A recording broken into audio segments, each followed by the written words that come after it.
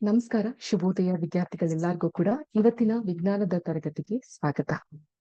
ಪ್ರಿಯ ವಿದ್ಯಾರ್ಥಿಗಳೇ, ಶಾಲಾ ಶಿಕ್ಷಕರೇ ಹಾಗೂ ಶಾಲಾ ವ್ಯವಸ್ಥಾಪಕರೇ, ನಿಮ್ಮೆಲ್ಲರಿಗೂ ವಿದ್ಯಾಶಕ್ತಿಯ ಈ ವಿಜ್ಞಾನದ ತರಗತಿಗೆ ಸ್ವಾಗತ ಹಾಗೂ ಶುಭೋದಯ. ನಿನ್ನೆಯ ರಜೆಯ ನಂತರ ಇವತ್ತು ಮತ್ತೆ ಶಾಲೆ ಪ್ರಾರಂಭವಾಗಿದೆ. ಶಾಲೆ ಪ್ರಾರಂಭವಾಗಿರುವಂತಹ ಹಿನ್ನೆಲೆಯಲ್ಲಿ ನಾವು ಈ ಮೊದಲು ಕಲಿತಂತಹ ಪಾಠ ರಾಸಾಯನಿಕ ಕ್ರಿಯೆಗಳು ಮತ್ತು ಸಮೀಕರಣಗಳನ್ನ ಕುರಿತು ಮುಂದುವರಿಸ್ತಾ ಸಾಗೋಣ.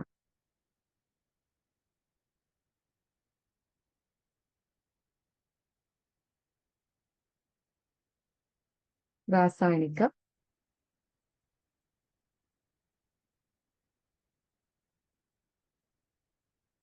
ಕ್ರಿಯೆಗಳು ಮತ್ತು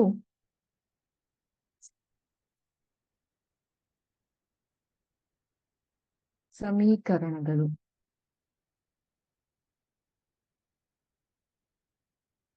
ರಾಸಾಯನಿಕ ಇದ್ರದ್ದೇ ಒಂದು ಪುನರ್ವರ್ತನೆ ನಾವು ಮಾಡೋದಾದ್ರೆ, ರಾಸಾಯನಿಕ ಅಂತ ಹೇಳಿದ ತಕ್ಷಣ ಕೆಮಿಕಲ್, ಕ್ರಿಯೆಗಳು ಅಂದ್ರೆ ರಿಯಾಕ್ಷನ್, ಮತ್ತು ಸಮೀಕರಣಗಳು ಅಂದ್ರೆ ಅದರ ವ್ಯಾಖ್ಯಾನಗಳನ್ನ ನಾವು ಹೇಗೆ ಬರಿತೀವಿ ಅನ್ನೋದು ಈ ಒಂದು ಪಾಠದಲ್ಲಿ ನಾವು ಕಲ್ತಿದ್ವಿ. ಜೊತೆಗೆ ಇದರ ಒಂದು ಆಗಮದಲ್ಲಿ ನಾವು ಅದನ್ನೇ ಒಂದ್ ಸ್ವಲ್ಪ ರಿವೈಸ್ ಮಾಡಿ ನೋಡೋದಾದ್ರೆ, ಈ ರಾಸಾಯನಿಕ ಕ್ರಿಯೆಗಳು ಅನ್ನೋದು ಹೇಗೆ ನಡೆಯುತ್ತೆ, ಅದಕ್ಕೆ ಸಂಬಂಧಪಟ್ಟಂತಹ ಚಟುವಟಿಕೆಗಳು, ಜೊತೆಗೆ ಅದರಲ್ಲಿ ನಾವು ಈ magnesium oxide MgO magnesium oxide ಅನ್ನ ಹೇಗೆ ಪಡೆದುಕೊಂಡ್ವಿ, magnesium plus oxide, magnesium oxide ಹೇಗಾಯ್ತು, ಅದರ ಸಮೀಕರಣ ಹೇಗಾಯ್ತು ಅನ್ನೋದು ಕಲ್ತ್ವಿ. ಈ ಮೆಗ್ನೀಷಿಯಂ ಆಕ್ಸೈಡ್ ನ ಪರಿವರ್ತಕಗಳು ಮತ್ತು ಉತ್ಪನ್ನಗಳು ಇವುಗಳ ಬಗ್ಗೆ ಕೂಡ ನಾವು ಗಮನ ಹರಿಸ್ತಾ ಬಂದ್ವಿ.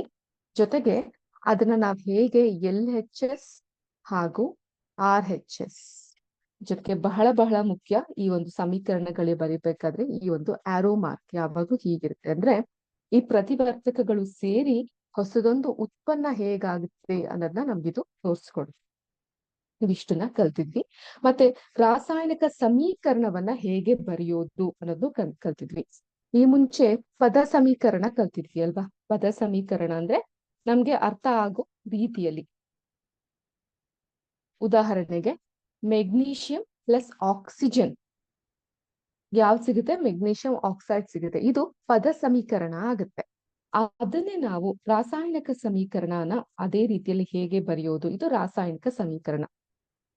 Mg+O ಮೆಗ್ನೀಷಿಯಂ ಆಕ್ಸೈಡ್ ಅನ್ನೋದು ರಾಸಾಯನಿಕ ಸಮೀಕರಣ. ಅದ್ರದ್ದೇ ಪದ ಸಮೀಕರಣ ಬರೆಯೋದಾದ್ರೆ ಹೇಗ್ ಬರಿತೀವಿ, ಪದ ಸಮೀಕರಣ ಬರೆಯೋದಾದ್ರೆ ಮೆಗ್ನೀಷಿಯಂ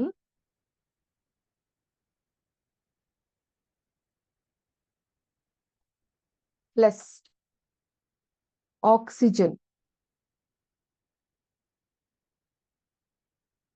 ಮೆಗ್ನೀಷಿಯಂ ಪ್ಲಸ್ ಆಕ್ಸಿಜನ್ ನಮ್ಗೆ ಏನ್ ಕೊಡುತ್ತೆ ಮಕ್ಕಳ, ಮೆಗ್ನೀಷಿಯಂ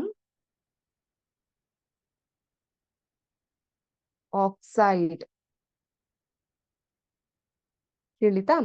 ಸೊ ಇದು ಪದ ಸಮೀಕರಣ ಆಗುತ್ತೆ. ಮೆಗ್ನೀಷಿಯಂ ಪ್ಲಸ್ ಆಕ್ಸಿಜನ್ ನಮ್ಗೆ ಮೆಗ್ನೀಷಿಯಂ ಆಕ್ಸೈಡ್ ಕೊಡೋದು ಪದ ಸಮೀಕರಣ ಆಗುತ್ತೆ. ಅದೇ ರಾಸಾಯನಿಕ ಸಮೀಕರಣ ಈ ರೀತಿ ಬರ್ಲಿಕ್ಕಾಗುತ್ತೆ.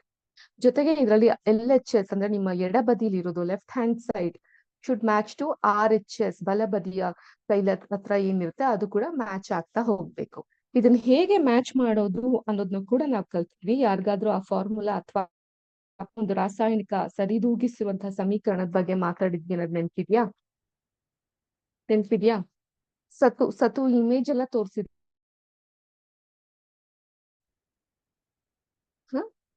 ಸತುವಿನ ಫಾರ್ಮುಲಾವನ್ನ ನಾವು ಅದೇನು ಅಂತ ಹೇಳಿದ್ರೆ, ಸತು ಪ್ಲಸ್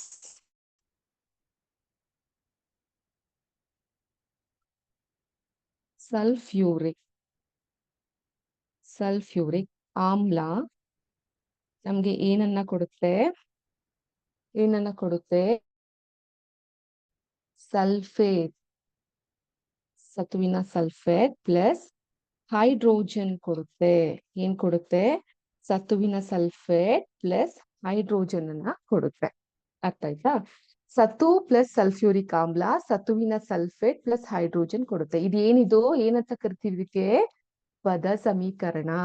ಅದನ್ನೇ ನಾವು ರಾಸಾಯನಿಕ ಸಮೀಕರಣನ ಬರೆಯೋದಾದ್ರೆ ಹೇಗ್ ಬರಿತೀವಿ? ಸತ್ತು ಜಿಂಕ್ ಪ್ಲಸ್ ಸಲ್ಫ್ಯೂರಿಕ್ ಆಮ್ಲ. ಏನ್ ಸಲ್ಫ್ಯೂರಿಕ್ ಆಮ್ಲ ಫಾರ್ಮುಲಾ? H2SO4 ಏನನ್ನ ಕೊಡುತ್ತೆ? ಸತುವಿನ ಸಲ್ಫೇಟ್ ಪ್ಲಸ್ ಹೈಡ್ರೋಜನ್ ಅಂತ ಹೇಳಿದ್ರೆ ಏನು? ಜಿಂಕ್ SO4 ಪ್ಲಸ್ ಹೈಡ್ರೋಜನ್ ಇದನ್ನ ಕೊಡುತ್ತೆ. ಈಗ ಇದ್ರ LHS ಹಾಗೂ RHS ಅನ್ನ ಗಮನಿಸೋದಾದ್ರೆ ಏನ್ ಬರ್ತೀವಿ? ಜಿಂಕ್ ಎಷ್ಟಿದೆ ಇಲ್ಲಿ? ಒಂದಿದೆ, ಹೌದಾ? ಒಂದ್. ಹೈಡ್ರೋಜನ್ ಎಷ್ಟಿದೆ? H2 ಎರಡಿದೆ. ಇಲ್ಲೆಷ್ಟಿದೆ? ಎರಡಿದೆ. ಸೊ 2 2 ಕರೆಕ್ಟ್ ಆಗಿದ್ಯಾ? ಸಲ್ಫರ್ ಎಷ್ಟಿದೆ? ಎಸ್ ಒಂದಿದೆ, ಹೌದಾ? ಆಕ್ಸಿಜನ್ ಎಷ್ಟಿದೆ? 4 4 4 ಇದೆ. ಸೊ ಇದು ಏನಾಗಿದೆ? ಸರಿದೂಗಿಸಲ್ಪಟ್ಟಂತಹ ರಾಸಾಯನಿಕ ಸಮೀಕರಣವಾಗಿದೆ ಅಲ್ವಾ? ಈಗ ಎರಡೂ ಕಡೆ ಮ್ಯಾಚ್ ಆಗ್ತಾ ಇದೆ. ಆದ್ರೆ ಸರಿದೂಗಿಸಲ್ಪಟ್ಟದೇ ಇರುವಂತಹ ರಾಸಾಯನಿಕ ಸಮೀಕರಣನ ಹೇಗೆ ಸರಿದೂಗಿಸಬಹುದು ಅದನ್ನ ಇವತ್ತಿನ ಕ್ಲಾಸ್ ಅಲ್ಲಿ ತಿಳ್ಕೊಂಡು ಅರ್ಥ ಆಗ್ತಾ ಇದೆಯಲ್ಲ ಮಕ್ಳೇ? ಎಲ್ಲಾದ್ರೂ ವೇಗವಾಗಿ ಹೋಗ್ತಾ ಇದೀವಿ ಅಥವಾ ಸ್ವಲ್ಪ ನಿಧಾನವಾಗಿ ಹೋಗ್ತಾ ಇದೀವಿ ಅಂದ್ರೆ ನೀವು ತಿಳ್ಕೊಬಹುದು. ಅಂಡ್ ಕಡ್ಡಾಯವಾಗಿ ಪ್ರತಿ ಸಲ ಕ್ಲಾಸ್ಗಳಿದ್ದಾಗ ನಿಮ್ಮ ಟೆಕ್ಸ್ಟ್ ಬುಕ್ ಪಠ್ಯ ಪುಸ್ತಕವನ್ನ ತೆಗೆದುಕೊಂಡು ಬನ್ನಿ. ಅದೇ ರೀತಿ ಒಂದು ರಫ್ ನೋಟ್ ಅನ್ನ ಬರೆದಿಟ್ಕೊಡ್ಲಿಕ್ಕೆ ನೀವು ಉಪಯೋಗಿಸಬಹುದು, ತಂದಿಟ್ಕೊಬಹುದು. ನಾನೆಲ್ಲ ಏನ್ ಮಾಡ್ತೀನಿ ಅಂದ್ರೆ ಈ ಹಳೆ ಪೇಜಸ್ ಗಳು ಇರ್ತಲ್ಲ, ಹಳೆ ನೋಟ್ ಬುಕ್ಸ್ ಗಳು ಖಾಲಿ ಏನಿರುತ್ತಲ್ವಾ, ಅದನ್ನ ಈ ರೀತಿ ತಂದಿಟ್ಕೊಂಡ್ಬಿಡ್ತೀನಿ. ಈ ತರ ತಂದಿಟ್ಕೊಂಡು ಈ ರೀತಿ ಬರಿತಾ ಹೋಗ್ತೀನಿ. ಸೊ ಅವಾಗ ನನ್ಗೆ ಪೇಜಸ್ಸು ವೇಸ್ಟ್ ಆಗಲ್ಲ. ಅದು ಒಳ್ಳೆ ರಫ್ ವರ್ಕ್ಗೂ ಕೂಡ ಅದು ಯೂಸ್ ಆಗ್ತಾ ಬರುತ್ತೆ. ನೀವು ಈ ರೀತಿ ನೀವು ಕೂಡ ಮಾಡಿಟ್ಕೊಬಹುದು. ಓಕೆ, ತೋರಿಸೋ ನಲ್ಲಿ ಸ್ವಲ್ಪ ನಮ್ಮ ಕ್ಯಾಮ್ರಾ ಆ ಕಡೆ ಈ ಕಡೆ ಆಯ್ತು. ಸರಿ ಸರಿ, ಓಕೆ, ಕಾಣ್ತಾ ಇದ್ಯಾ? ಓಕೆ. ಸೊ ಈಗ ನಾವು ನೋಡ್ತಾ ಇರುವಂತಹ ರಾಸಾಯನಿಕ ಸಮೀಕರಣ ಬಂದು ಕಬ್ಬಿಣದ ಗುರುತು. ಬಾಣದ ಗುರುತಿನ ಈಗ ಪೇಜ್ ನಂಬರ್ 4ರಲ್ಲಿ ನಾನಿದ್ದೀನಿ ನೋಡಿ, ಓದ್ತಾ ಇದ್ದೀನಿ. ಬಾಣದ ಗುರುತಿನ ಎರಡೂ ಬದಿಯಲ್ಲಿರುವ ಪ್ರತಿ ಧಾತುವಿನ ಪರಮಾಣುಗಳ ಸಂಖ್ಯೆ ಒಂದೇ ಆಗಿರುವುದು ಸಮೀಕರಣ. ಸಮೀಕರಣ ಅಂದ್ರೆ ಏನು? ನಾನು ಹೋದ್ ಕ್ಲಾಸ್ ಅಲ್ಲಿ ನಿಮ್ಗೆ ಹೇಳಿದ್ದೆ. ಸಮೀಕರಣ ಅಂತ ಹೇಳಿದ್ರೆ ಏನು? ಸಾಮಾನ್ಯವಾಗಿ ಗಣಿತದಲ್ಲಿ ಕೇಳ್ತೀವಿ ಈ ಸಮೀಕರಣ ಅನ್ನುವಂತಹ ವ್ಯಾಖ್ಯಾನ, ಹೌದೋ ಇಲ್ವೋ? ಸಮೀಕರಣ ಅಂತ ಹೇಳಿದ್ರೆ ಏನು? ಎರಡು ವಿಭಿನ್ನ ಮೊತ್ತಗಳು ನೀವು ಬರ್ದಿಟ್ಕೊಂಡಿದ್ರೆ ನಿಮ್ಗೆ ಅನುಕೂಲ ಆಗ್ತಾ ಹೋಗುತ್ತೆ. ನೆಕ್ಸ್ಟ್ ಟೈಮ್ ನೀವೇ ಅದನ್ನ ಓದ್ಲಿಕ್ಕೆ ಬಹಳ ಅನುಕೂಲ ಆಗ್ತಾ ಹೋಗುತ್ತೆ. ಅರ್ಥ ಆಯ್ತಾ? ಎರಡು ವಿಭಿನ್ನ ಮೊತ್ತಗಳು ಹೇಗೆ ಒಂದಕ್ಕೊಂದು ಸಮಾನವಾಗಿರೋದಕ್ಕೆ ಏನಂತ ಕರಿತೀವಿ? ಸಮೀಕರಣ ಅಂತ ಕರಿತೀವಿ. ಇದನ್ನ ಸೂತ್ರ ಅಥವಾ ಸಿದ್ಧಾಂತಗಳ ಮೂಲಕ, ಸಿದ್ಧಾಂತಗಳು ಅಂತ ಹೇಳಿದ್ರೆ ಚಿಂತನೆ ಮಾಡಿದಂತಹ ಸೂತ್ರಗಳು ಅಂತ ಆಯ್ತಾ? ವಿವರಿಸುವುದಕ್ಕೆ ಸಮೀಕರಣ, ಇದನ್ನ ಗಣಿತದಲ್ಲಿ ವಿವರಿಸುವುದಕ್ಕೆ ಸಮೀಕರಣ ಅಂತ ಹೇಳ್ತೀವಿ. ಸೊ ಇವಾಗ ಗಣಿತದಲ್ಲಿ ಇರುತ್ತೆ x+y ಅಂತ ಇರುತ್ತೆ. ಸೊ ಇವೆರಡು ಡಿಫ್ರೆಂಟ್ ಆಗಿರುವಂತಹ ಮೊತ್ತ, ಎರಡು ವಿಭಿನ್ನವಾದಂತಹ ಮೊತ್ತ, ಅದು ಸಮಾನವಾಗಿದೆ ಅಂತ ಸೂತ್ರಗಳ ಸಿದ್ಧಾಂತಗಳ ಮೂಲಕ ವಿವರಿಸುವುದಕ್ಕೆ ಸಮೀಕರಣ ಅಂತ ಕರಿತೀವಿ. ಅರ್ಥ ಆಯ್ತಾ? ಈಗ ಸಮೀಕರಣದ ಬಗ್ಗೆ ನಾವು ಮಾತಾಡ್ತಾ ಇದ್ವಿ. ಈಗ ನೆಕ್ಸ್ಟ್ ನಾವು ಇದ್ರಲ್ಲಿ ಅಂದ್ರೆ ಸರಿದೂಗಿಸಲ್ಪಡದೇ ಇರುವಂತಹ ಸಮೀಕರಣನ ಹೇಗೆ ಮಾಡ್ತೀವಿ ಅನ್ನೋದನ್ನ ನೋಡ್ಕೊಂತಾ ಬರೋಣ. ಇದಕ್ಕೆ ಸ್ವಲ್ಪ ಜಾಸ್ತಿ ಜಾಗ ಬೇಕು. ಫುಲ್ ಬೋರ್ಡ್ನೆಲ್ಲ ಅಳಿಸಿದ್ದೀನಿ ನಾನೀಗ. ಓಕೆ, ಈಗ ನಾನು ಇಲ್ಲೊಂದು ಫಾರ್ಮುಲಾವನ್ನ ಬರೀತೀನಿ. ನೀವು ಆ ಫಾರ್ಮುಲಾವನ್ನ ನೋಡಿ ಹೇಳ್ಬೇಕು. Fe plus H2O is equal to Fe3O4 plus H. Okay, Fe ಅಂದ್ರೆ ಏನು? ಐರನ್ ಅಥವಾ ಕಬ್ಬಿಣ. ಈ ಐರನ್ ಅಥವಾ ಕಬ್ಬಿಣವನ್ನ ನಾವು ವೈಜ್ಞಾನಿಕವಾಗಿ ಏನಂತ ಕರಿತೀವಿ? ಯಾರಿಗಾದ್ರೂ ಗೊತ್ತಿದ್ಯಾ? ಫೆರಮ್ ಅಂತ ಕರಿತೀವಿ. ಏನಂತ ಕರಿತೀವಿ? FERRUM ಬೇಕಿದ್ರೆ ನೀವು ಬರ್ದಿಟ್ಕೋಬಹುದು. ಫೆರಮ್ ಅಂತ ಹೇಳಿದ್ರೆ ನಥಿಂಗ್ ಬಟ್ ಐರನ್. ಐರನ್ ಅಂತ ಹೇಳಿದ್ರೆ ನಥಿಂಗ್ ಬಟ್ ಕಬ್ಬಿಣ. ಏನ್ ಮಕ್ಳೇ? ಫೆರಮ್ ಅಂದ್ರೆ ಐರನ್, ಐರನ್ ಅಂದ್ರೆ ಕಬ್ಬಿಣ. ಸೊ ಇದು ಕಬ್ಬಿಣದ ರಾಸಾಯನಿಕ ಪದ. ಅರ್ಥ ಆಯ್ತಾ? ಸಿಂಬಲ್ ಅಂತ ಕರಿತೀವಿ, ರಾಸಾಯನಿಕ ಸಿಂಬಲ್. ಇನ್ನು H2O. H2O ಗೊತ್ತಿದೆ, ವಾಟರ್ ಅನ್ನೋದು ನಮ್ಗೆ ಗೊತ್ತಿದೆ. ಅರ್ಥ ಆಯ್ತಾ? ಇದೇನಾಗುತ್ತೆ, Fe3 ಆಗುತ್ತೆ, O4 ಪ್ಲಸ್ H2 ಆಗುತ್ತೆ. ಸೊ ಇದು ಹೇಗೆ ಸರಿದೂಗಿಸಲು ಆಗದೆ ಇರುವಂತಹದ್ದು ನಮ್ಗೆ ನೋಡ್ತಾ ಇದ್ದ ಏನು ಗೊತ್ತಾಗುತ್ತೆ. ಯಾಕಂದ್ರೆ Fe1 ಇಲ್ಲಿ ಒಂದಿದೆ, ಆದ್ರೆ Fe3 ಇದೆ, ಇಲ್ಲಿ H2 ಇದೆ, ಇಲ್ಲಿ H2 ಇದೆ. O ಬಂದು ಇಲ್ಲಿ ಒಂದಿದೆ, ಆದ್ರೆ O ಬಂದು ಇಲ್ಲಿ 4 ಇದೆ. ಸೊ ಇದು ನಮ್ಗೆ ನೋಡ್ತಾ ಇದ್ದ ಹಾಗೇನೆ ಗೊತ್ತಾಗುತ್ತೆ ಸರಿದೂಗಿಸಿಲ್ಲ ಅಂತ ಅನ್ಬಿಟ್ಟು. ಈಗ ರಾಸಾಯನಿಕ ಸಮೀಕರಣವನ್ನ ಮೊದಲನೇ ಹಂತದಲ್ಲಿ ಸರಿದೂಗಿಸಲು ನಾವೇನ್ ಮಾಡ್ಬೇಕು? ಅಣುಸೂತ್ರದ ಸುತ್ತ ಆವರಣವನ್ನ ಬಿಡಿಸ್ಬೇಕು. ಈ ಅಣುಸೂತ್ರದ ಆಟಮ್ಸ್ ಗಳ ಸುತ್ತ ನಾವು ಆವರಣಗಳನ್ನ ಬಿಡಿಸಿ ಸಮೀಕರಣ ಸರಿದೂಗಿಸುವ ಆವರಣದ ಒಳಗೆ ಏನನ್ನ ಬದಲಾಯಿಸಬೇಕು ಅಂತ ನೋಡ್ಬೇಕು. ಈಗ Fe ಆವರಣ ಹಾಕದ್ನ, H2O ಆವರಣವನ್ನ ಹಾಕಿದ್ದೀನಿ. ಅದರಿಂದ ಏನ್ ಸಿಗುತ್ತೆ?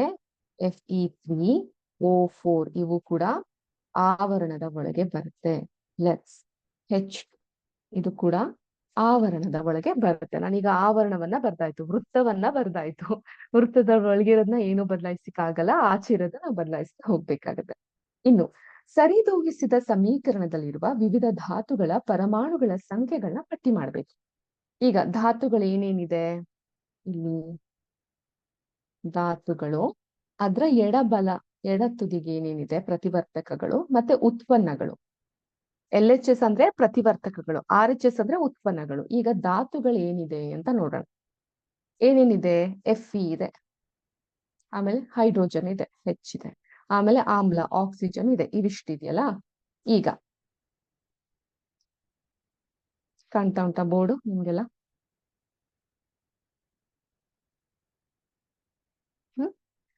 ಈ LHS ಎಷ್ಟಿದೆ? Fe ಎಷ್ಟಿದೆ? ಒಂದಿದೆ. ಇಲ್ಲಿ RHS ಅಲ್ಲಿ ಎಷ್ಟಿದೆ? 3 ಇದೆ. ಮತ್ತೆ ಹೈಡ್ರೋಜನ್ ಎಷ್ಟಿದೆ? ಇಲ್ಲಿ 2 ಇದೆ. ಇಲ್ಲಿ ಎಷ್ಟಿದೆ? 2 ಇದೆ. ಆಕ್ಸಿಜನ್ ಎಷ್ಟಿದೆ? 1 ಇದೆ. ಇಲ್ಲಿ ಆಕ್ಸಿಜನ್ ಎಷ್ಟಿದೆ? 4 ಇದೆ. ಅರ್ಥ ಆಗ್ತಾ ಇದೆಯಾ? ಸೊ ಇದು 1 ಇರೋದಲ್ಲಿ 3 ಇದೆ, ಸೊ ಸರಿ ದೂಗ್ತಾ ಇಲ್ಲ ಅಲ್ವಾ? ಹಾಗೆ ಇಲ್ಲಿ 2 ಇದೆ, ಸರಿ ದೂಗಿದೆ. 1 4 ಇದೆ, ಸರಿ ದೂಗಿದೆ. ಇದರಿಂದ ಏನಾಗುತ್ತೆ ನಮ್ಗೆ? ಇದು ಸರಿ ದೂಗದೆ ಇರುವಂತಹ ರಾಸಾಯನಿಕ ಸಮೀಕರಣ ಅನ್ನೋದು ಗೊತ್ತಾಗುತ್ತೆ. ಈಗ ಸಾಮಾನ್ಯವಾಗಿ ಗರಿಷ್ಠ ಸಂಖ್ಯೆಯ ಪರಮಾಣುಗಳನ್ನ ಹೊಂದಿರುವಂತಹ ಸಂಯುಕ್ತದಿಂದ ಸರಿದೂಗಿಸುವಿಕೆಯನ್ನ ಪ್ರಾರಂಭಿಸುವುದು ಅನುಕೂಲಕರ. ಏನ್ ಅರ್ಥ ಮಾಡ್ಕೊಂಡ್ರಿ ನಾವು? ಗರಿಷ್ಠ ಸಂಖ್ಯೆ, ಗರಿಷ್ಠ ಅಂತ ಹೇಳಿದ್ರೆ ಮ್ಯಾಕ್ಸಿಮಮ್. ಬರ್ದಿಟ್ಕೊಳ್ಳಿ, ಇವೆಲ್ಲ ನಿಮ್ಗೆ ಗೊತ್ತಿರ್ಬೇಕು ಅಥವಾ ಆಲ್ರೆಡಿ ಗೊತ್ತಿದ್ಯಾ? ಗರಿಷ್ಠ ಅಂತ ಹೇಳಿದ್ರೆ ಮ್ಯಾಕ್ಸಿಮಮ್. ಸೊ ಮ್ಯಾಕ್ಸಿಮಮ್ ಸಂಖ್ಯೆ ಇರುವಂತಹ ರಾಸಾಯನಿಕ ಸಮೀಕರಣದಿಂದ, ಸಂಯುಕ್ತದಿಂದ ನಾವು ಈ ಒಂದು ಸಮೀಕರಣವನ್ನ ಮಾಡೋದು ಅನುಕೂಲಕರ. ಆದ್ರಿಂದ ಇದು ಪ್ರತಿವರ್ತಕವಾಗಿರಬಹುದು ಅಥವಾ ಉತ್ಪನ್ನ ಆಗಿರಬಹುದು, LHS ಆಗಿರ್ಬೋದು ಅಥವಾ RHS ಆಗಿರಬಹುದು. ಆ ಸಂಯುಕ್ತದಲ್ಲಿ ಗರಿಷ್ಠ ಸಂಖ್ಯೆಯ ಪರಮಾಣುಗಳನ್ನ ಹೊಂದಿರುವಂತಹ ಧಾತುವನ್ನ ಆಯ್ದುಕೊಂಡು ಈ ಮಾನದಂಡ ಬಳಸಿ Fe3O4 ಮತ್ತು ಅದರಲ್ಲಿನ ಆಕ್ಸಿಜನ್ ಧಾತುವನ್ನ ಆಯ್ದುಕೊಳ್ಳೋಣ. ಎಡಬದಿಯಲ್ಲಿ ಕೇವಲ 1 ಆಕ್ಸಿಜನ್ ಪರಮಾಣುಗಳನ್ನ ಸರಿದೂಗಿಸಲು. ಈಗ ಬಹಳ ಬಹಳ ಇಂಪಾರ್ಟೆಂಟ್, ಎಲ್ಲರೂ ಬಹಳ ಒಂದು ಕಾನ್ಸಂಟ್ರೇಷನ್ ಇಂದ ಇದನ್ನ ಕಲಿಬೇಕಾಗಿ ವಿನಂತಿ. ಸೊ ಇದು ಮೇಲ್ ಹೇಗಿದೆ ಇದು ಹಾಗೆ ಇರ್ಲಿ, ನಾನೇನು ಬದಲಾಯಿಸಕ್ ಹೋಗಲ್ಲ. ನಾನು ಏನ್ ಹೇಳ್ದೆ? ಆಕ್ಸಿಜನ್ ಪರಮಾಣುಗಳಲ್ಲಿ ಜಾಸ್ತಿ ಇರೋದು. ಇವಾಗ ಈ ಒಂದು ಫಾರ್ಮುಲಾವನ್ನು ಕಲ್ತಾಗ ಯಾವ್ದ್ರಲ್ಲಿ ಜಾಸ್ತಿ ಪರಮಾಣುಗಳಿರೋದು? ಆಕ್ಸಿಜನ್ ಅಲ್ಲಿ. ಹೌದೋ ಇಲ್ವೋ? ಆಕ್ಸಿಜನ್ ಅಲ್ಲಿ ಜಾಸ್ತಿ ಇರೋದು, 4 ಇರೋದು. ನಾನು ಏನ್ ಮಾಡ್ತೀನಿ? ಆಕ್ಸಿಜನ್ ಇಂದಾನೆ ಸರಿ ಮಾಡ್ತೀನಿ. ಸೊ ಈಗ ಆಕ್ಸಿಜನ್ ಪರಮಾಣು ಅಂತ ಬರೀತೀನಿ. ಅರ್ಥ ಆಯ್ತಾ? ಆಕ್ಸಿಜನ್ ಪರಮಾಣು ಪ್ರಾರಂಭಿಕವಾಗಿ ಎಷ್ಟಿದೆ ಹಾಗೂ ಸರಿದೂಗಿಸಲು ನಾವು ಎಷ್ಟನ್ನ ಉಪಯೋಗಿಸ್ತೀವಿ ಅಂತ ನೋಡೋಣ. ಇದು LHS ಅಂದ್ರೆ ಪ್ರತಿವರ್ತಕಗಳು, RHS ಅಂದ್ರೆ ಉತ್ಪನ್ನಗಳು. ಮರಿಬೇಡಿ ಇದನ್ನ. ನೋಡೋಣ. ಮೊದಲನೇದಾಗಿ ಪ್ರಾರಂಭಿಕವಾಗಿ ಹೇಗಿತ್ತು, ಇಲ್ಲೂ ಒಂದು ಗೀಟ್ ಎಳೆದು ಬಿಡ್ತೀನಿ, ಸೊ ನಿಮ್ಗೆ ಕನ್ಫ್ಯೂಷನ್ ಆಗಲ್ಲ. ಅರ್ಥ ಆಯ್ತಾ? ಆರಂಭದಲ್ಲಿ ಎಷ್ಟಿತ್ತು ನಿಮ್ಗೆ? 1H2O ಇತ್ತು, ಹೌದೋ ಇಲ್ವೋ? ಇವಾಗ ಎಷ್ಟಿದೆ? ಹೆಚ್ಚಿನ ಸಂಖ್ಯೆ ಯಾವುದು? 4. ಸೊ 4ನ್ನ ನಾನು ತೆಗೆದುಕೊಳ್ತಿದ್ದೀನಿ. 4 Fe3O4 ನಲ್ಲಿ. ಅರ್ಥ ಆಯ್ತಾ? ಸೊ ಈಗ 1 ಇಂಟು 4 ಎಷ್ಟಾಗುತ್ತೆ? 4 ಆಗುತ್ತೆ. ಸೊ ಸರಿದೂಗಿಸಲು ಏನ್ ಮಾಡ್ಬೇಕು? 4ನ್ನ ತೆಗೆದುಕೊಬೇಕು. ಅರ್ಥ ಆಗ್ತಾ ಇದ್ಯಾ? ಸೊ ನಾನು ಇದ್ರಲ್ಲಿ 4 ಹೆಚ್ಚಿರೋದ್ರಿಂದ 4ನ್ನ ತೆಗೆದುಕೊಂಡು ಈ ಒಂದು ಸಮೀಕರಣನ ಆವರಣದೊಳಗೆ ಬೆಳೆದೆ. ನಾವು ಆವರಣದ ಒಳಗಡೆ ಏನ್ ಬರ್ತೀವಿ ಅದನ್ನ ಬದಲಾಯಿಸಕ್ ಆಗಲ್ಲ, ನೆನ್ಪಿರ್ಲಿ. ಈ H2O ಅನ್ನೋದು ಎಷ್ಟಿತ್ತು? ಆಕ್ಸಿಜನ್ ಇದ್ರಲ್ಲಿ 1 ಇತ್ತು. ಸೊ ನಾವಿಲ್ಲಿ ಆಕ್ಸಿಜನ್ ನ ಮಾತ್ರ ಕಾನ್ಸಂಟ್ರೇಟ್ ಮಾಡ್ತಿರೋದು ಮಕ್ಕಳೇ, ಕನ್ಫ್ಯೂಸ್ ಆಗ್ಬೇಡಿ. ಆಕ್ಸಿಜನ್ ಅನ್ನ ಮಾತ್ರ ಕಾನ್ಸಂಟ್ರೇಟ್ ಮಾಡ್ತಿರೋದು. ಇವಾಗ ನಾನು ಆಗ್ಲೇ ಹೇಳ್ದ ಹಾಗೆ ನಿಮ್ಮ ಪಠ್ಯದಲ್ಲಿ ಇದೆ, ಗರಿಷ್ಠ ಸಂಖ್ಯೆಯ ಪರಮಾಣು ಹೊಂದಿರುವಂತಹ ಸಂಯುಕ್ತದಿಂದ ಸರಿದೂಗಿಸುವಿಕೆಯನ್ನ ಪ್ರಾರಂಭಿಸೋದು ಅನುಕೂಲಕರ. ಈಗ ಇದಿಷ್ಟರಲ್ಲೂ ಗರಿಷ್ಠ ಸಂಖ್ಯೆ ಇರುವಂತಹ ಪರಮಾಣು ಯಾವುದು? ಆಕ್ಸಿಜನ್. ಯಾಕಂದ್ರೆ 4 ಇದೆ. ಆದ್ರಿಂದ ನಾನು ಆಕ್ಸಿಜನ್ ನ ಪರಮಾಣುವನ್ನ ತೆಗೆದುಕೊಂಡಿದ್ದೀನಿ. ಪ್ರಾರಂಭಿಕವಾಗಿ ಆಕ್ಸಿಜನ್ ಇದ್ದಿದ್ದು 1. ಬರೀ O ಅಂತ ಬರಿಬಹುದಲ್ಲ ಮೇಡಮ್? ಇಲ್ಲ, H2O ಅಂತ ಇದ್ದಾಗ ಸಂಪೂರ್ಣವಾಗಿ ಇವಾಗ ಇದ್ರ ಸುತ್ತ ಆವರಣವನ್ನ ಬರ್ದಿರ್ತೀವಿ ನಾವು. ನಾನೇನ್ ಹೇಳ್ದೆ? ಆವರಣದ ಒಳಗಡೆ ಇರೋದನ್ನ ನಾವೇನು ಬದಲಾಯಿಸಕ್ ಆಗಲ್ಲ. ಸೊ ಸಂಪೂರ್ಣವಾಗಿ H2O ಅನ್ನೋದನ್ನ ತೆಗೆದುಕೊಂತೀವಿ. ಸೊ ಎಷ್ಟಿರುತ್ತೆ ಇದು? 1. ಅರ್ಥ ಆಯ್ತಾ? ಅದೇ ತರ ಇಲ್ಲಿ ಇದನ್ನ ಆಕ್ಸಿಜನ್ ಎಷ್ಟಿದೆ? 4. ಸೊ ಸಂಪೂರ್ಣವಾಗಿ ಇದನ್ನ ತೆಗೆದುಕೊಳ್ತೀನಿ, Fe3O4 ತೆಗೆದುಕೊಂಡು ಇದ್ರಲ್ಲಿ ಎಷ್ಟಿದೆ? 4. ಸೊ 1 ಇಂಟು 4 4 ಅಂತ ಆಗುತ್ತೆ ಇಲ್ಲಿ. ಇಷ್ಟುವರೆಗೂ ಅರ್ಥ ಆಯ್ತಾ? ಕ್ಲಿಯರಾ? ಏನಾದ್ರೂ ಡೌಟ್ ಇದೆಯಾ? ಈಗ ಪರಮಾಣುಗಳ ಸಂಖ್ಯೆಯನ್ನ ಸರಿದೂಗಿಸಲು ನಾವು ಕ್ರಿಯೆಯಲ್ಲಿ ಪಾಲ್ಗೊಂಡಿರುವಂತಹ ಸಂಯುಕ್ತ ಅಥವಾ ಧಾತುಗಳ ಅಣುಸೂತ್ರವನ್ನ ಬದಲಾಯಿಸುವಂತಿಲ್ಲ ಎಂಬುದನ್ನ ನೆನ್ಪಿಟ್ಕೊಬೇಕು. ಏನ್ ಹೇಳುತ್ತೆ ಇದು? ಪರಮಾಣುಗಳ ಸಂಖ್ಯೆಯನ್ನ ನಾನಾಗ್ಲೇ ಹೇಳ್ದಂಗೆ ಬದಲಾಯಿಸಲು ಸಂಯುಕ್ತ ಅಥವಾ ಧಾತುಗಳ ಅಣುಸೂತ್ರವನ್ನ, ಇದ್ರ ಒಳಗಡೆ ಏನಿರುತ್ತೆ, ಆವರಣದ ಒಳಗಡೆ ಏನಿರುತ್ತೆ ಅದನ್ನ ಬದಲಾಯಿಸಕ್ಕೆ ಆಗಲ್ಲ ಅನ್ನೋದನ್ನ ನಾವು ನೆನ್ಪಿಟ್ಕೊಬೇಕು. ಉದಾಹರಣೆಗೆ ಆಕ್ಸಿಜನ್ ಪರಮಾಣುಗಳನ್ನ ಸರಿದೂಗಿಸಲು ಸಹಾಂಕ 4ನ್ನ ನಾವು 4HTO ಅಂತ ಬರೆಯಬೇಕೆ ಹೊರತು H2O4 ಅಂತ ಬರೆಯಕ್ಕಾಗಲ್ಲ. ಅರ್ಥ ಆಯ್ತಾ? ಈಗ ಆವರಣ ಹಾಕಿದ್ದೀನಿ, ಇದನ್ನ ಬದಲಾಯಿಸಕ್ಕೆ ನಾನು H2O ಆಕ್ಸಿಜನ್ 4 ಮಾಡೋಣ. ಇಲ್ಲಿ ಆಕ್ಸಿಜನ್ 4 ಇದೆ ನೋಡಿ, ಇಲ್ಲಿ ಆಕ್ಸಿಜನ್ 4 ಇದೆ. ಸೊ ಇಲ್ಲೂ 4 ಮಾಡೋಣ ಅಂದ್ರೆ ಇದು ತಪ್ಪಾಗುತ್ತೆ. ಸೊ ನಾನು ಹೇಗ್ ಬರಿಬೇಕಾಗಿದ್ರೆ, ಆವರಣದಲ್ಲಿ ಇರೋದನ್ನ ಏನೂ ಬದಲಾಯಿಸದೆ 4H2O ಅಂತ ಬರೆಯೋದು ಸರಿಯಾದ ರೀತಿ. ತಿಳಿತೆ? ಈಗ ಮುಂದುವರಿಯೋಣ.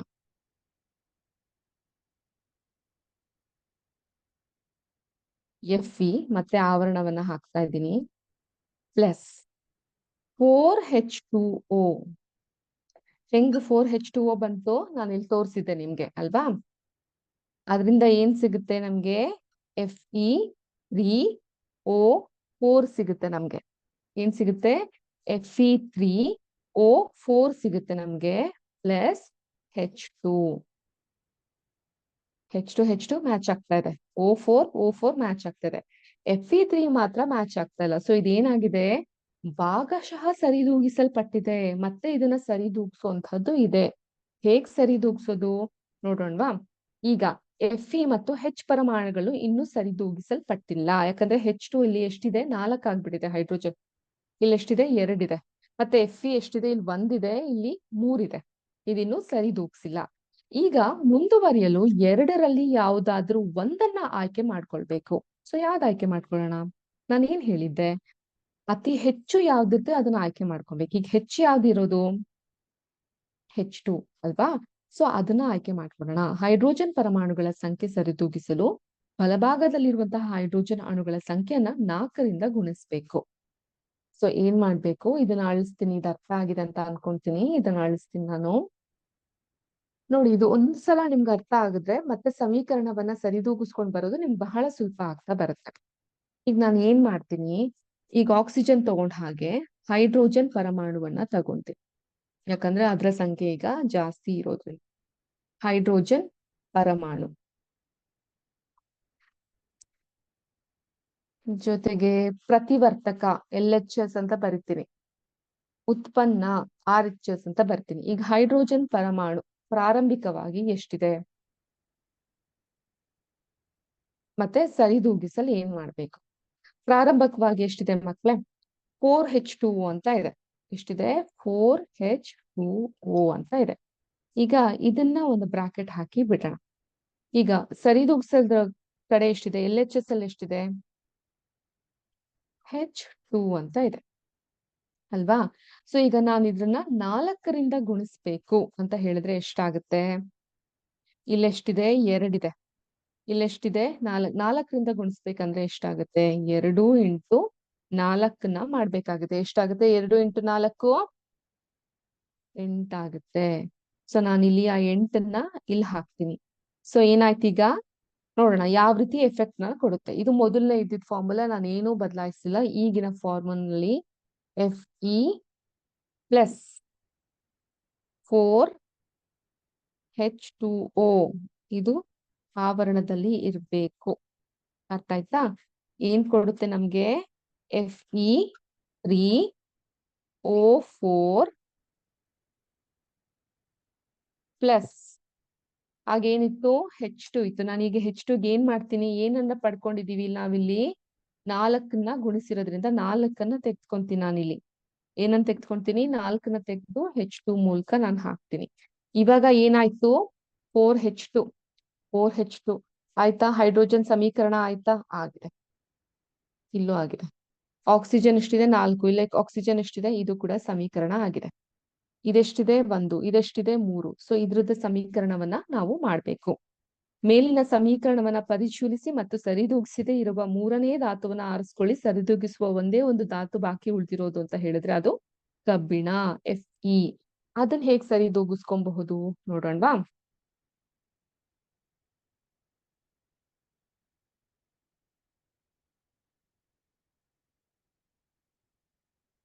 ಕಬ್ಬಿಣದ ಪರಮಾಣು. ಸೊ ನಾವು ಫಸ್ಟ್ ಶುರು ಮಾಡಿದ್ದು ಆಕ್ಸಿಜನ್ ಇಂದ, ಅದಾದ ನಂತರ ಹೈಡ್ರೋಜನ್ ಇಂದ. ಈಗ ಕಬ್ಬಿಣದ ಪರಮಾಣುವನ್ನ ಶುರು ಮಾಡ್ತಾ ಇದೀವಿ.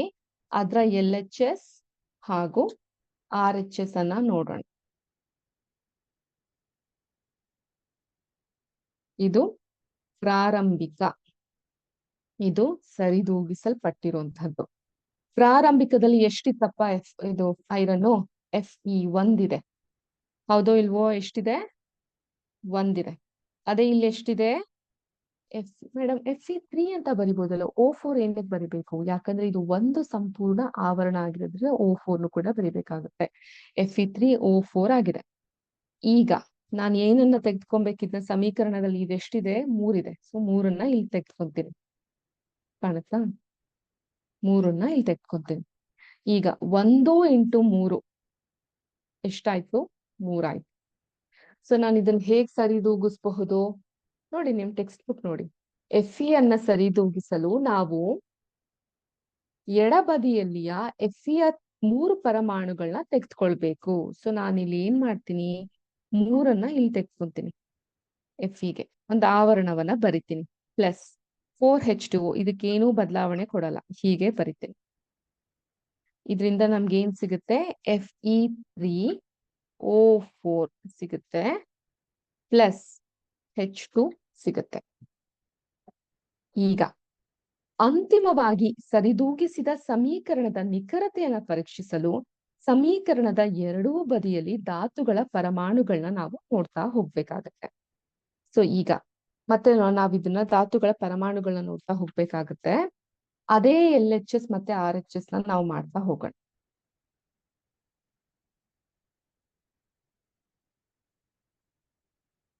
ಇದು ಹಳೇ ಫಾರ್ಮುಲಾ, ಇದು ಹೊಸ ಫಾರ್ಮುಲಾ. ಈಗ ನೋಡೋಣ. ಧಾತುಗಳು LHS RHS. ಈಗ ಹೇಳಿ, ಯಾವ್ಯಾವ ಧಾತುಗಳಿದೆ? 3 ಧಾತುಗಳಿರೋದಿಲ್ಲಿ.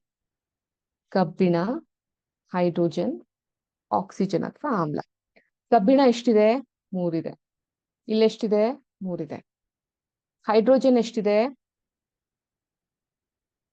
2 ಇಲ್ಲೆಷ್ಟಿದೆ?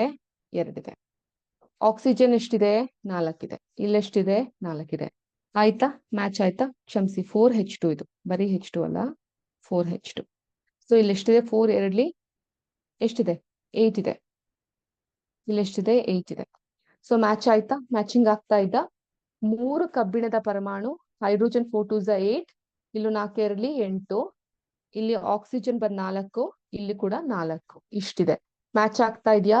ಸೊ ಮುಂಚೆ ಹೇಗಿತ್ತು? Fe+H2O ನಮ್ಗೆ Fe3O4+H2 ಬರ್ತಾ ಇತ್ತು. ಇದು ಸರಿದೂಗಿಸಲ್ಪಟ್ಟಿರ್ಲಿಲ್ಲ. ಸೊ ಇದನ್ನ ನಾವ್ ಹೇಗ್ ಸರಿದೂಗಿಸಿದ್ವಿ? 3Fe+4H2O ನಮ್ಗೆ ಏನ್ ಸಿಗುತ್ತೆ? Fe3O4+4H2 ಅನ್ನೋದು ಸಿಗುತ್ತೆ. ಸೊ ಈ ರೀತಿಲಿ ನಾವು ಸಮೀಕರಣವನ್ನ ಮಾಡ್ತಾ ಹೋದ್ವಿ. ಅರ್ಥ ಆಯ್ತಾ? ಈಗ ಭೌತ ಸ್ಥಿತಿಗಳ ಸಂಕೇತಗಳನ್ನ ಬರೆಯೋದು. ಮೇಲಿನ ಸರಿದೂಗಿಸಿರುವಂತಹ ಸಮೀಕರಣವನ್ನ ಎಚ್ಚರಿಕೆಯಿಂದ ಪರಿಶೀಲಿಸಿ. ಈ ಸಮೀಕರಣವು ನಮಗೆ ಪ್ರತಿಯೊಂದು ಪ್ರತಿವರ್ತಕ ಮತ್ತು ಉತ್ಪನ್ನದ ಭೌತ ಸ್ಥಿತಿಯ ಕುರಿತು ಏನಾದ್ರೂ ಮಾಹಿತಿ ನೀಡ್ತಾ ಇದೆಯಾ ಅಂತ ಅಂದ್ಬಿಟ್ಟು. ಈ ಸಮೀಕರಣದಲ್ಲಿ ಅವುಗಳ ಭೌತ ಸ್ಥಿತಿಗಳ ಕುರಿತು ಯಾವುದೇ ಮಾಹಿತಿ ನೀಡಲಾಗಿಲ್ಲ. ಈಗ ರಾಸಾಯನಿಕ ಸಮೀಕರಣವನ್ನ ಇನ್ನಷ್ಟು ಅರ್ಥಪೂರ್ಣವಾಗಿಸಲು ಪ್ರತಿವರ್ತಕಗಳ ಮತ್ತು ಉತ್ಪನ್ನಗಳ ರಾಸಾಯನಿಕ ಅಣುಸೂತ್ರಗಳ ಜೊತೆಗೆ ಅವುಗಳ ಭೌತ ಸ್ಥಿತಿಗಳು ಅಂದ್ರೆ ಅವರು ಫಿಸಿಕಲ್ ಆಗಿ ಯಾವ ಸ್ಥಿತಿಲಿ ಇರ್ತಾರೆ ಅನ್ನೋ ನಮೂದಿಸಲಿರುತ್ತೆ. ಈ ಪ್ರತಿವರ್ತಕ ಮತ್ತು ಉತ್ಪನ್ನಗಳ ಅನಿಲ, ಇದನ್ನ ಅಳಿಸ್ಬಿಡ್ತೀನಿ. ಇದು ಅರ್ಥ ಆಗಿದೆಲ್ಲ ಮಕ್ಕಳೇ? ಯಾರಿಗಾದ್ರೂ ಏನೋ ಡೌಟ್ ಇದ್ರೆ ಕೇಳಿ ತಿಳ್ಕೊಬಹುದು. ಅನಿಲ ಅಂದ್ರೆ ಹೆಸರ? Gas, G. ಅರ್ಥ ಆಯ್ತಾ? ದ್ರವ ಅಂದ್ರೆ ಲಿಕ್ವಿಡ್, ಎಲ್. ಜಲೀಯ ಅಂದ್ರೆ ಯಾರು ಗೊತ್ತು? ಜಲೀಯ ಅಂದ್ರೆ ಜಿಲೇಬಿನ. ಜಲೀಯ ಅಂದ್ರೆ ನೀರು ದ್ರಾವಕವಾಗಿ ಇರುವಂತಹದ್ದು. ಸೊ ಲಿಕ್ವಿಡ್ ಸ್ಟೇಟ್ ಅಲ್ಲೇ ಇರುವಂತಹದ್ದು, ನೀರು ದ್ರಾವಕವಾಗಿರುತ್ತೆ, ಅದನ್ನ ಆಕ್ವಾ ಅಂತ ಕರಿತೀವಿ. ಅರ್ಥ ಆಯ್ತಾ? ಅದೇ ರೀತಿ ಘನ ಸ್ಥಿತಿಯಲ್ಲಿ ಇರೋದಕ್ಕೆ ಸಾಲಿಡ್ ಅಂತ ಕರಿತೀವಿ, ಅಥವಾ ಎಸ್ ಅಂತ ಕರಿತೀವಿ. ಈಗ ಈ ತರ ಸಂಕೇತಗಳನ್ನ ಸೂಚಿಸಲಾಗುತ್ತೆ. ಈಗ ಪ್ರತಿವರ್ತಕ ಅಥವಾ ಉತ್ಪನ್ನವು ನೀರಿನಲ್ಲಿ ದ್ರಾವಣ ರೂಪದಲ್ಲಿದ್ರೆ ಅದನ್ನ ಜಲೀಯ ಅಂತ ನಾವು ಕರಿತೀವಿ. ಅರ್ಥ ಆಯ್ತಾ? ಈಗ ಈ ಒಂದು ಫಾರ್ಮುಲಾ Fe+4H2O ನಮ್ಗೇನ್ ಸಿಗುತ್ತೆ? Fe3O4+4H2 ಸಿಗುತ್ತೆ. ಈಗ Fe ಅನ್ನೋದು ಕಬ್ಬಿಣ, ಅದು ಘನ ಸ್ಥಿತಿಯಲ್ಲಿ ಇರುತ್ತೆ, ಸಾಲಿಡ್. ಸೊ ಎಸ್ ಅಂತ ಹಾಕ್ತೀವಿ. 4H2O ನೀರು, ಇಲ್ಲಿ ಅದು ಗ್ಯಾಶಿಯಸ್ ಅಥವಾ ಅನಿಲದ ಸ್ಥಿತಿಯಲ್ಲಿ ಇರುತ್ತೆ, ಅದಕ್ಕೆ ಜಿ ಅಂತ ಹಾಕ್ತೀವಿ. Fe3O4 ಇದು ಮತ್ತೆ ನಮ್ಗೆ ಘನ ಸ್ಥಿತಿಯಲ್ಲಿ ಇರುತ್ತೆ, ಸಾಲಿಡ್ ಅಲ್ಲಿ ಇರುತ್ತೆ, ಎಸ್ ಅಂತ ಹಾಕ್ತೀವಿ. 4H2 ಇದು ಗ್ಯಾಶಿಯಸ್ ಸ್ಟೇಟ್ ಅಥವಾ ಅನಿಲದ ಸ್ಥಿತಿಯಲ್ಲಿ ಇರುತ್ತೆ, ಜಿ ಅಂತ ಹಾಕ್ತೀವಿ. ಅರ್ಥ ಆಯ್ತಾ? ಇಲ್ಲಿ H2O ನೊಂದಿಗೆ ಜಿ ಸಂಕೇತ ಬಳಸಿರೋದು ಈ ಕ್ರಿಯೆಯಲ್ಲಿ ನೀರನ್ನ ಹಬೆಯ ರೂಪದಲ್ಲಿ ನಾವು ನೋಡ್ತಾ ಇದ್ದೀವಿ ಅನ್ನೋದನ್ನ ಸೂಚಿಸುತ್ತೆ. H2O ಅಂದ್ರೆ ನೀರಲ್ವಾ ಮೇಡಮ್? ಲಿಕ್ವಿಡ್, ದ್ರವ ಬರ್ಬೇಕಲ್ಲ ಅಂತ ಹೇಳಿದ್ರೆ ನಾನು ಜಿ ಹಾಕಿರೋದ್ರಿಂದ ಈ ನೀರನ್ನ ನಾವು ಹಬೆಯ ರೀತಿಯಲ್ಲಿ ನೋಡ್ತಾ ಇದ್ದೀವಿ ಅನ್ನೋದನ್ನ ನಾವಿಲ್ಲಿ ಗಮನಿಸ್ಬೇಕಾಗತ್ತೆ. ಹೀಗೆ ಸಾಮಾನ್ಯವಾಗಿ ನಿರ್ದಿಷ್ಟ ಪಡಿಸಿರುವಂತಹ ಅಗತ್ಯ ಇರದೇ ಇದ್ದಾಗ ರಾಸಾಯನಿಕ ಸಮೀಕರಣಗಳು ಭೌತ ಸ್ಥಿತಿ ಒಳಗೊಂಡಿರೋದಿಲ್ಲ. ಈ ರೀತಿ ನಾವೇನು ಅದ್ರ ಮೇಲೆ ಸ್ಪಷ್ಟಪಡಿಸಿಲ್ಲ ಅಂದ್ರೆ ಅದು ಭೌತ ಸ್ಥಿತಿಯಲ್ಲಿ ಇರೋದಿಲ್ಲ ಅನ್ನೋದನ್ನ ಗಮನಿಸ್ಬೇಕಾಗತ್ತೆ. ಸೊ ಒಟ್ಟಾರೆ ಇವತ್ತಿನ ಈ ಒಂದು ಕ್ಲಾಸ್ ನಲ್ಲಿ ಹೇಗೆ ನಾವು ರಾಸಾಯನಿಕ ಸಮೀಕರಣವನ್ನ ಮಾಡಬಹುದು, ಅದನ್ನ ಹೇಗೆ ಸರಿದೂಗಿಸಬಹುದು ಅನ್ನೋದನ್ನ ಕಲ್ತ್ವಿ. ಅದನ್ನೇ ಪುನರ್ವರ್ತಿಸೋದಾದ್ರೆ, ಯಾವುದೇ ಒಂದು ರಾಸಾಯನಿಕ ಸಮೀಕರಣವನ್ನ ಬರಿಬೇಕಂದ್ರೆ ಯಾವ ಪರಮಾಣುಗಳು ಹೆಚ್ಚಿನ ಸಂಖ್ಯೆಯಲ್ಲಿ ಇರ್ತೋ ಅದರಿಂದ ತೆಗೆದುಕೊಂತೀವಿ. ಸೊ ಅದರಿಂದ ತೆಗೆದು ಅವೆರಡೂ ಕಡೆ ಸಮೀಕರಣ ಮಾಡ್ತಾ ಬರ್ತೀವಿ. ಅದೇ ರೀತಿ ಇದ್ರಲ್ಲಿ ನಾವು ಸಮೀಕರಣ ಮಾಡಿದ್ದು ಮೊದಲು ಆಕ್ಸಿಜನ್ ನ ತೆಗೆದುಕೊಂಡು, ತದನಂತರ ಹೈಡ್ರೋಜನ್ ನ ತೆಗೆದುಕೊಂಡು, ನಂತರದಲ್ಲಿ ಕಬ್ಬಿಣವನ್ನ ತೆಗೆದುಕೊಂಡು ಇವಿಷ್ಟು ಮಾಡಿ ಸಮೀಕರಿಸಿದ್ವಿ.